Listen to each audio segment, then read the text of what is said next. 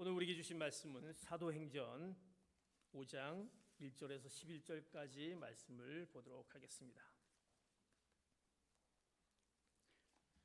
신약성경 우리말 성경 138면 139면 정도가 되겠습니다.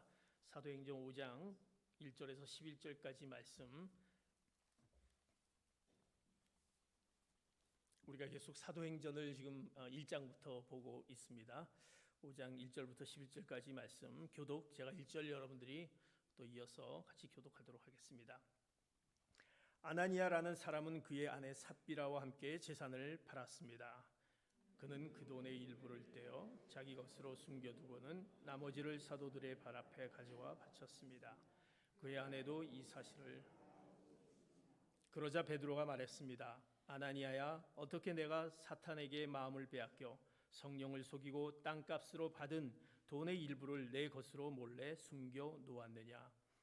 그 땅을 팔기도 전에 내 소유였고 또 팔고 난 뒤에도 내 마음대로 처분할 수 있지 않았느냐? 그런데 왜 이런 마음에 보느냐? 너는 사람을 속인 것이 아니라 하나님을 속인 것이다. 아나니아는 이 말을 듣자마자 쓰러져 죽었습니다. 그리고 이 일을 듣는 사람들은 모두 두려움에 사로잡혔습니다. 그때 청년들이 들어와 그 시체를 싸서 들고 나가 묻어주었습니다. 3시쯤 지나서 그의 아내가 무슨 일이 일어났는지도 모르고 들어왔습니다. 베드로가 그녀에게 너와 아나니아가 땅을 팔아 받은 돈이 이것뿐인가? 삽비라가 대답했습니다. 네, 그게 전부입니다. 베드로가 그녀에게 말했습니다. 너희가 어째서 서로 짜고 주의 영을 시험하려고 하느냐? 보아라, 내 남편을 묻은 사람들이 문 앞에 있으니 이번에는 너를 메고 나갈 것이다. 바로 그 순간 삽비라도 그 발 앞에 쓰러져 죽었습니다. 그러자 청년들이 들어와 그가 죽은 것을 보고는 메고 나가 그 남편 곁에 11절 봅니다. 온 교회와 이 일에 대해 소문을 들은 모든 사람들은 큰 두려움에 사로잡혔습니다. 아멘.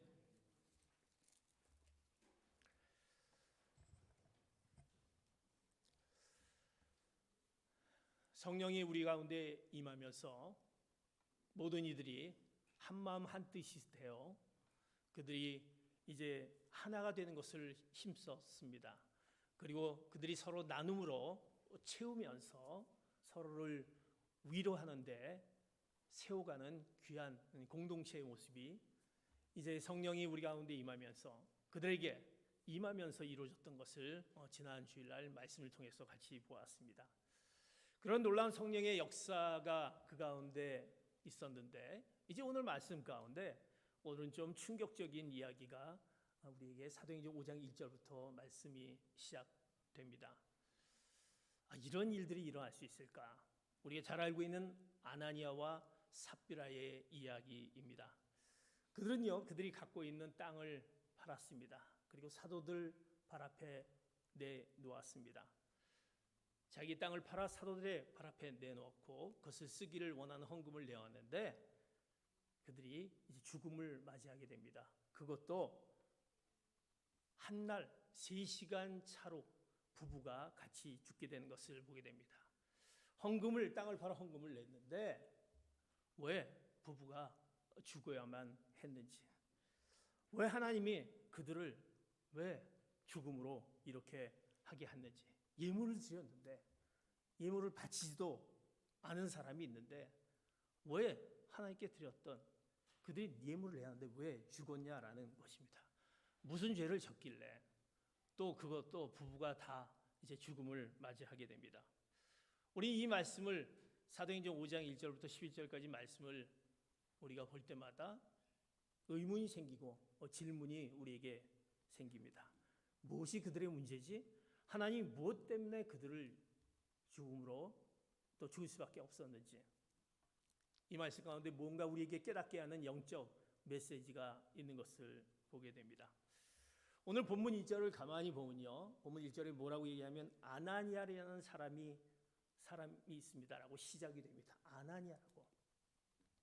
그러나 이 헬라어 원문을 보면 이제 4장이 37절까지 있는데 4장 마지막과 그리고 5장 시작되는 이제 아나니아라는 사람이 있습니다라는 그 사이에 연결되는 접속사, 헬라어의 접속사 대라는 그러나라는 것이 빠져 있습니다. 4장을 다 끝내고 그 다음에 우리말로 그것을 번역하면 그러나, 그리고 5장 1절의 말씀으로 시작이 됩니다. 그러나 아나니아라는 사람은 이렇게 시작이 되는 것을 원문에 보면 그렇게 나와 있습니다. 이 그러나라는 것이 무엇이 중요한지, 왜 그 그러나가 뭘까? 이것은 4장의 사건과 5장의 사건이 서로 연결이 된다는 것입니다. 말씀의 내용이 끝나고 그 다음으로 넘어가는 것이 아니라 4장의 내용을 다 끝나고 그러나 그리고 아나니아라는 사람이 있습니다 라고 하면서 연결되는 것을 보게 됩니다. 연결된다는 것은 4장의 내용이 어떤 내용이냐, 우리가 지난 주일날 4장의 내용을 보면서 성도들이 성령 충만하여 한마음 한뜻이 되어서 그들이 가지고 있는 것들을 내놓고 서로 나누고 서로 격려하고 그랬다라고 말씀을 우리가 들었습니다. 자기의 물건을 자기의 물건이라고 생각하지 않고 그들이 서로 나누었던 것을 보게 됩니다. 그래서 그들은 전혀 그들 가운데 부족함이 없었다라고 성경은 4장 가운데 나타나는 것을 보게 됩니다. 그러면서 그 중에서 특별히 우리가 마지막 절에 바나바가 등장이 되지 않습니까? 바나바라는 사람은 위로의 사람이다. 위로의 사람. 그 바나바라는 사람은 그가 가지고 있는 그 땅을 팔아서 이제 사도들의 발 앞에 내어놓습니다. 이 바나바는 그저 그 예루살렘 본 출신이 아닌 그 촌구석의 어떤 구브로 출신의 사람인데, 그 사람이 이제 성령 충만하여 그것을 내놓고 그것을 서로 나눴다라는 것을 보게 됩니다. 그러면서 이제 아나니아와 삽비라 얘기를 하게 됩니다.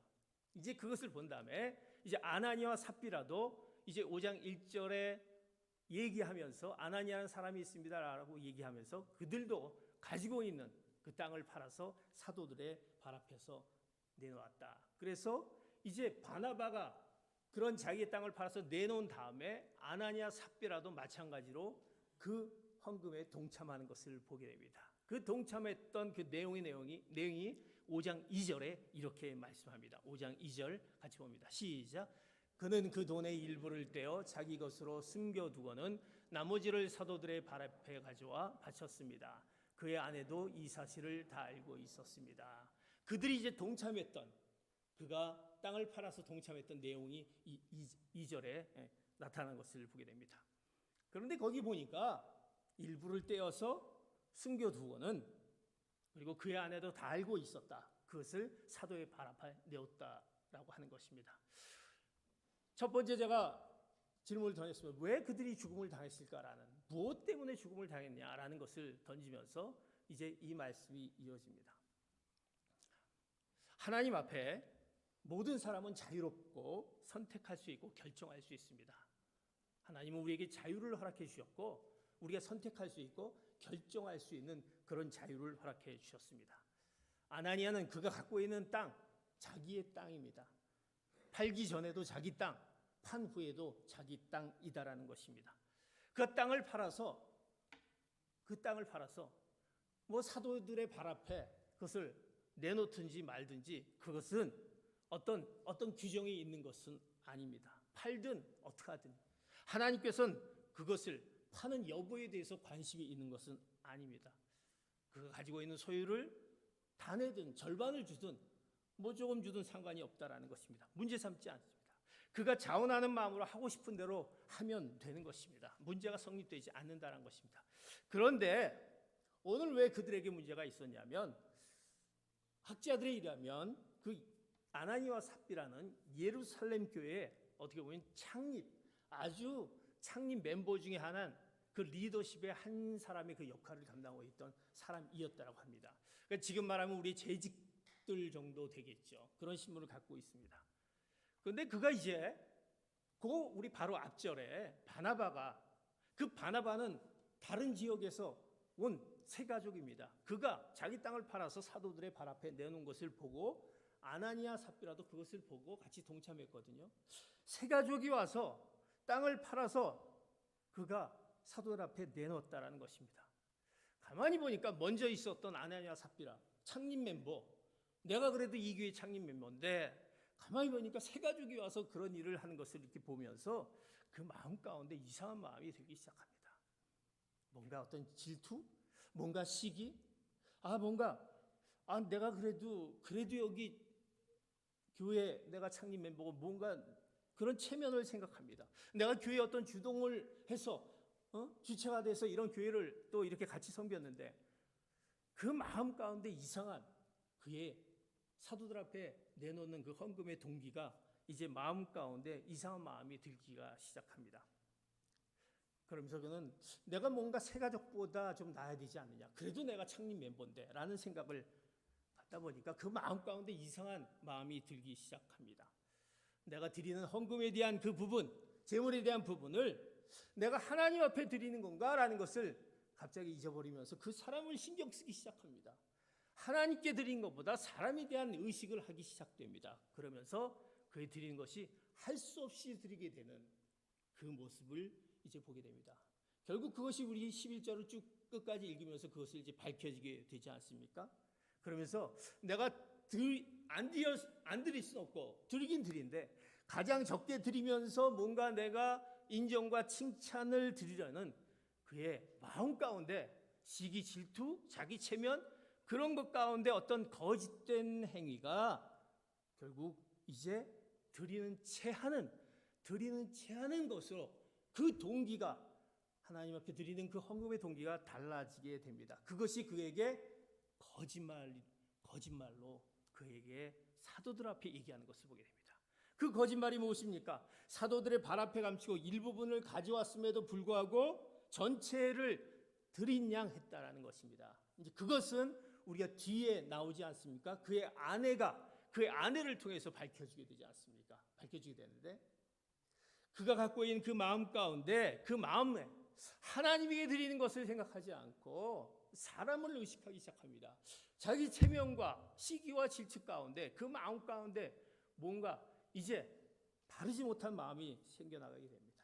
하나님에 대한 사랑, 하나님의 교회를 위해서 그리고 이것이 가난한 사람을 위해서 드리기 위한 것이 그의 마음이 이상하게 이제 바뀌어지고 그 동기가 불순해지기 시작합니다.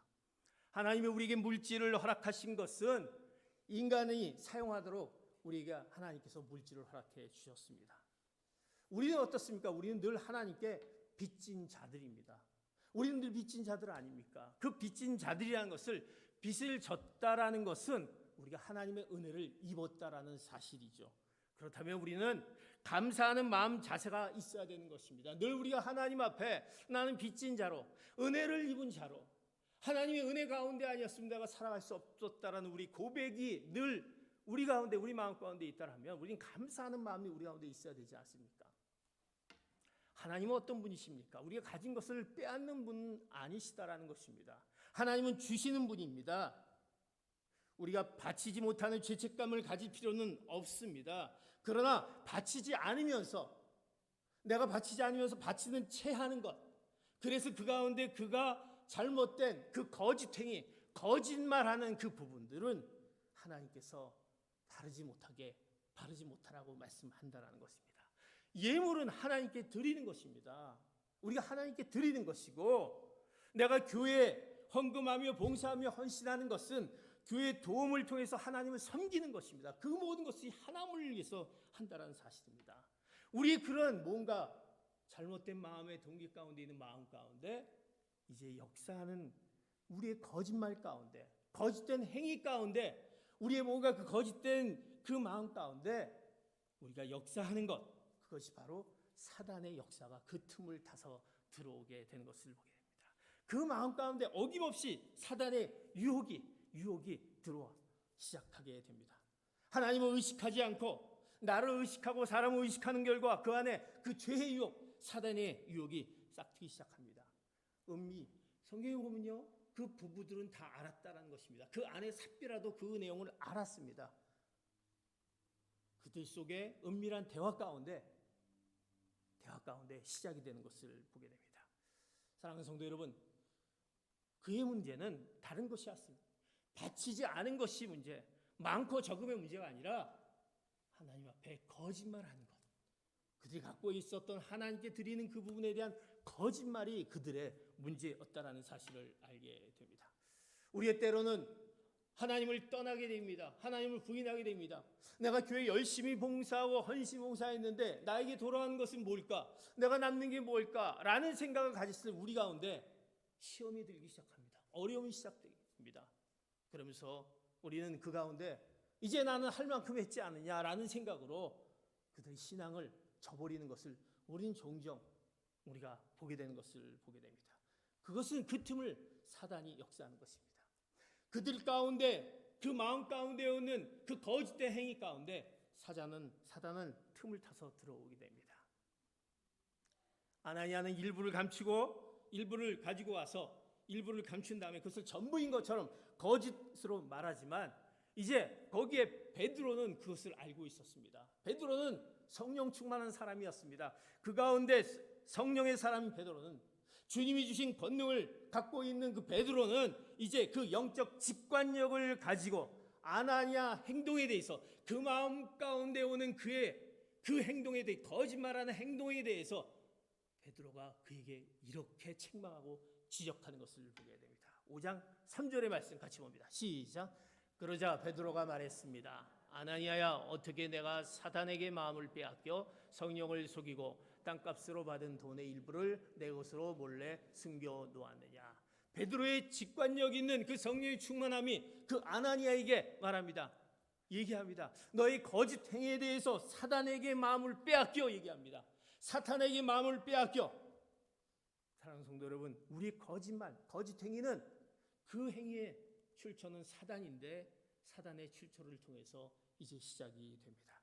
성경은요, 이 성경을 거짓을 아주 심각하게 다루고 있습니다. 그 사단에 대해서, 거짓 행위에 대해서 심각하게 다룹니다.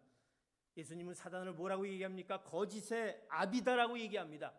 사단은 거짓말하는 자로 가르치고 있습니다. 하나님이 우리에게 말씀해 주신 십계명에도 거짓 증거하지 말라고 말합니다. 거짓말하지 말라고 말합니다. 우리가 잘 알고 있는 우리 인류의 조상들을, 우리 인류에서 아담과 하와를 우리가 잘 알고 있지 않습니까? 그 아담과 하와가 어떤 행위를 통해서 우리가 이렇게 되었는지 너무나도 잘 알고 있지 않습니까? 창세기 2장 17절, 창세기 3장 4절 5절 같이 말씀을 보도록 하겠습니다. 에덴 동산에서 아담과 하와에게 이제 너희 과일들 중에서 다 먹어도 된다. 그러나 선과 악을 구별하는 이것 열매를 먹지 마라. 이것을 먹으면 정령 죽으리라고 하나님께서 그들에게 말씀합니다. 그런데 그 가운데 그것이 너무나도 먹음직하고 너무나도 보고 먹음직하여 이제 그 가운데 그 마음 가운데 사단이 역사, 뱀이 역사합니다. 그리고 그것을 어떻게 성경은 그에게 아담과 하와에게 어떻게 얘기합니까? 창세기 2장 17절, 창세기 3장 4절 5절 같이 봅니다. 시작. 그러나 선과 악을 알게 하는 나무의 열매는 먹지 마라. 그것을 먹는 날에는 내가 반드시 죽을 것이다. 뱀이 여자에게 말했습니다. 너희가 절대로 죽지 않을 것이다. 이는 너희가 그것을 먹는 날에는 열려서 너희가 선과 악을 아시는 하나님처럼 될 것을 하나님께서 아시기 때문이다. 사단은 그 마음 가운데 다가와서 어디 그것을 너희가 이것을 먹으면 죽지 않는다. 절대로 죽지 않는다라고 얘기합니다.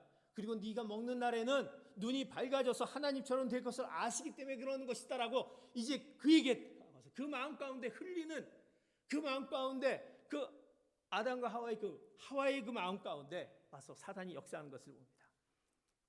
사랑하는 성도 여러분, 인간을 타락시키는 그 사단은 지금도 동일한 원리와 방법으로 우리를 파괴하고 우리를 무너뜨리는 것을 보게 합니다.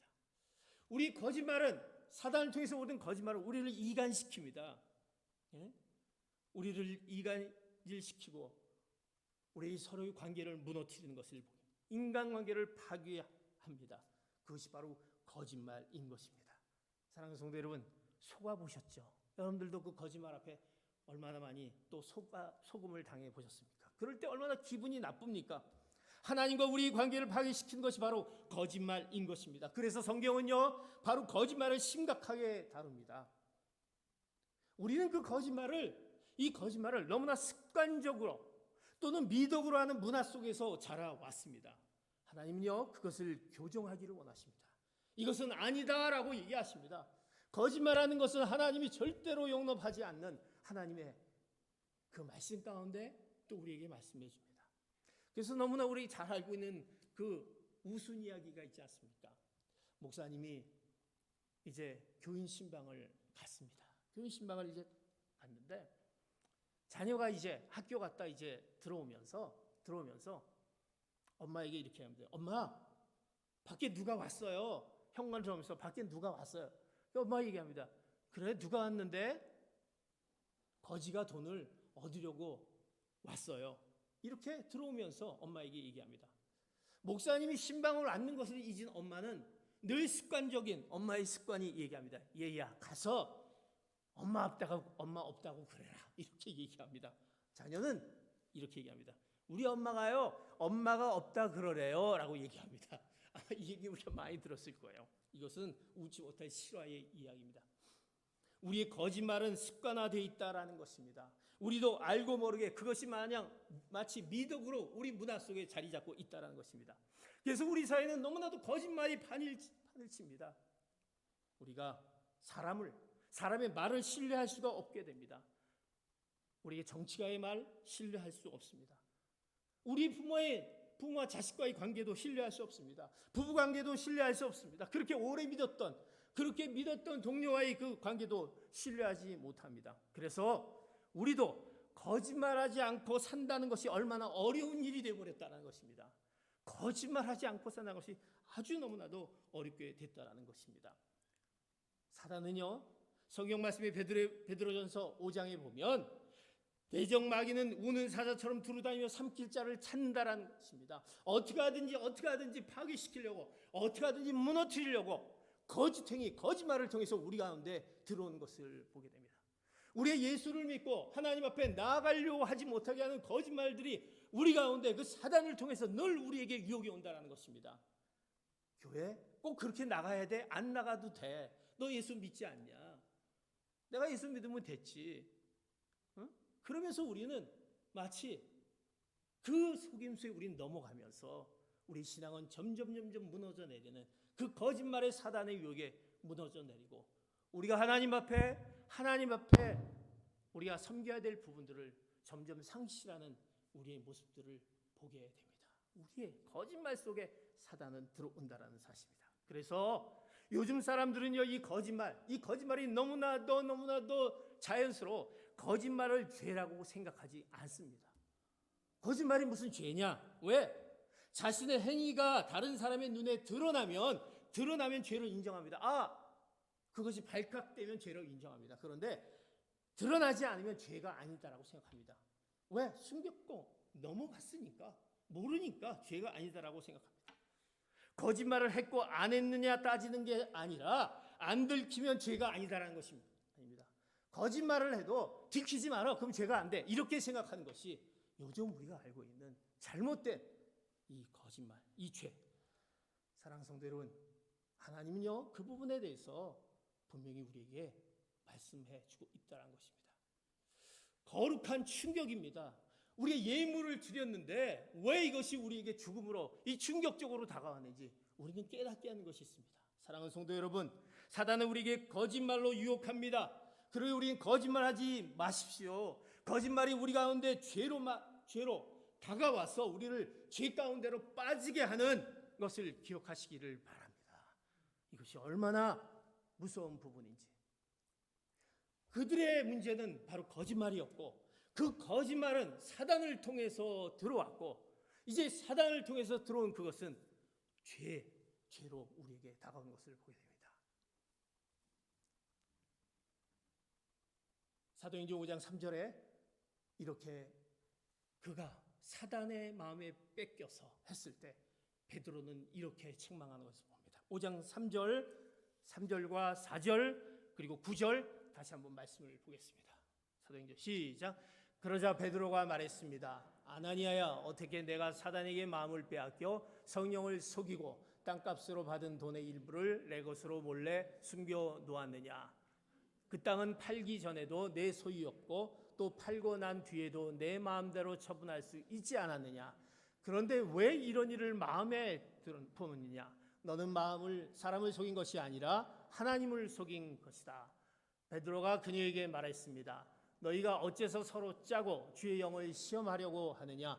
보아라, 내 남편을 묻은 사람들이 문 앞에 있으니 이번에는 너를 메고 나갈 것이다.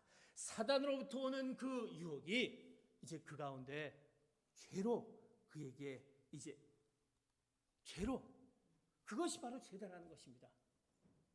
다시 말해서 죄다라는 것은 이것은 바로 하나님을 만홀히 여긴다라는 것입니다. 만홀히 여긴다라는 것을 하나님을 무심하고 또 소홀하고 하나님을 업신여기는 그 모습을 보게 됩니다. 오늘 얘기합니다. 사단에게 마음을 빼앗겨 성령을 속이고라고 얘기합니다. 성령을 속이고라고 얘기합니다. 그리고 오늘 9절에 보면 이제 그 아내가, 이제 남편 아나니아가 죽은 다음에 3시간 뒤에 삽비라가 남편이 죽은 걸 모르고 왔습니다. 그래서 사도 베드로는 삽비라에게 얘기합니다. 네가 내놓은 것이 전부냐라고 얘기했을 때 그 아내 삽비라는 네, 그것이 전부입니다라고 얘기합니다. 그랬을 때 본문은 얘기하지 않습니까? 아니 어떻게 해서 너희는 짜고 주의 영을 시험하려고 하느냐라고 얘기하면서 이제 곧 이어서 삽비라도 죽음을 맞이하게 됩니다.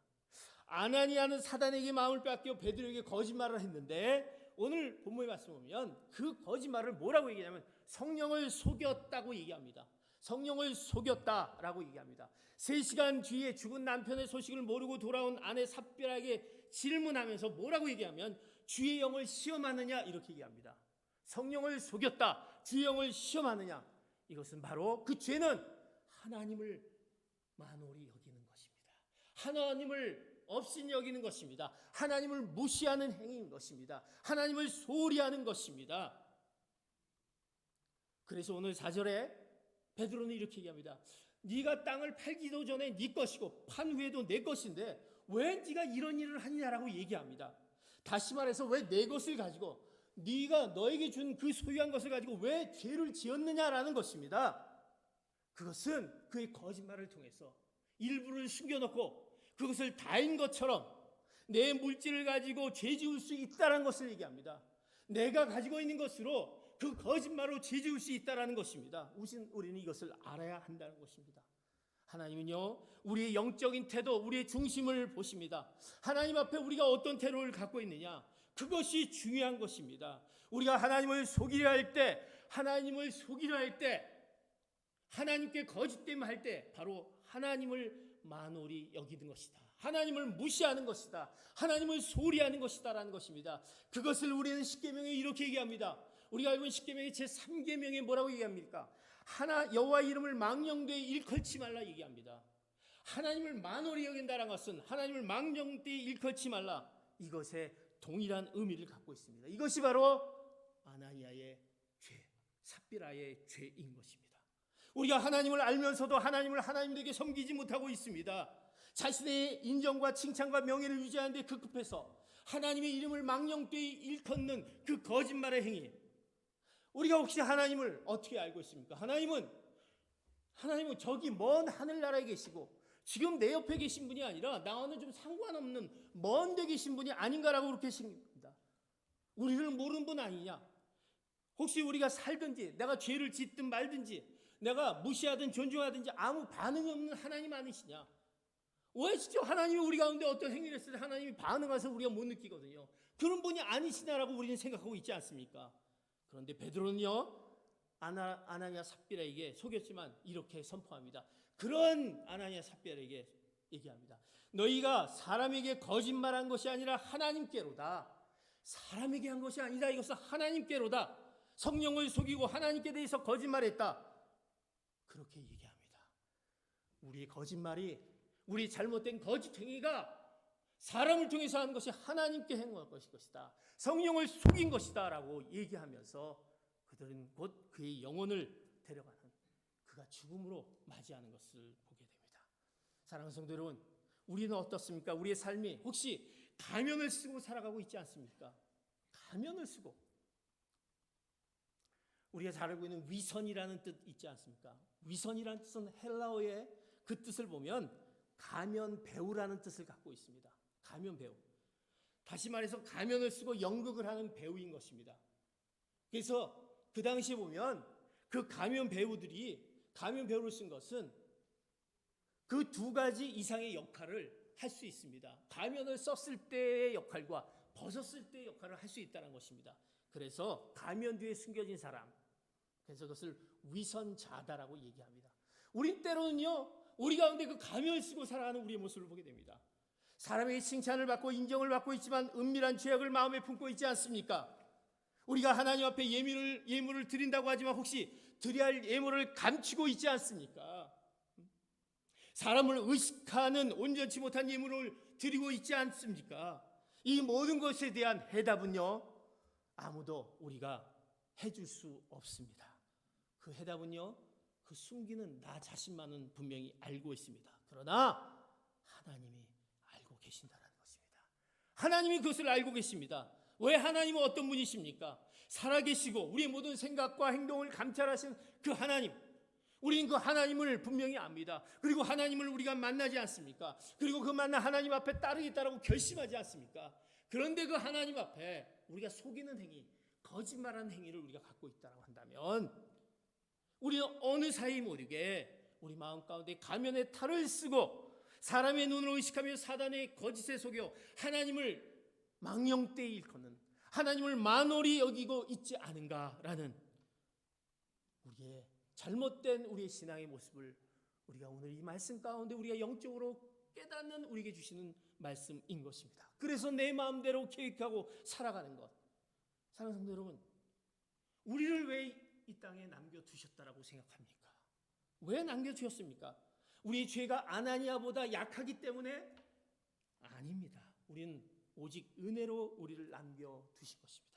하나님의 은혜로, 그 은혜로 우린 빚을 지은 자로 하나님의 은혜 가운데 그 빚을 이제 갚아야 되는, 또 하나님 앞에 우리가 그 은혜 가운데 살아가게 되는 우리인 것입니다. 그런데 우리가 거짓 가운데 있다고 한다면, 거짓의 행위 가운데 살아간다고 한다면 하나님 보시기에 그것은 하나님을 망령되이 일컫는, 하나님을 만홀히 여기는 자인 것입니다.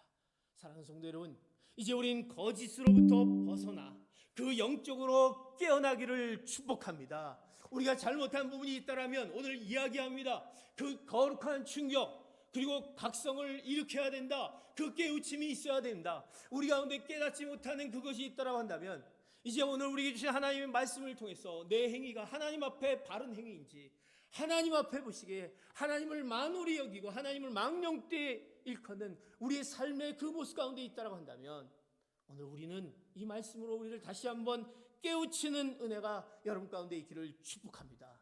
그리고 하나님을 하나님 되게 높이시기를 축복합니다. 하나님이 어떤 분인 것을 여러분들이 분명코 우리가 말씀을 매주일마다 우리의 말씀을 보면서 하나님이 어떤 분인가라고 하는 것을 우리가 알면서 그분을 높여시는 사랑하는 성도 여러분 되시기를 예수 그리스도의 이름으로 축복합니다. 기도하겠습니다.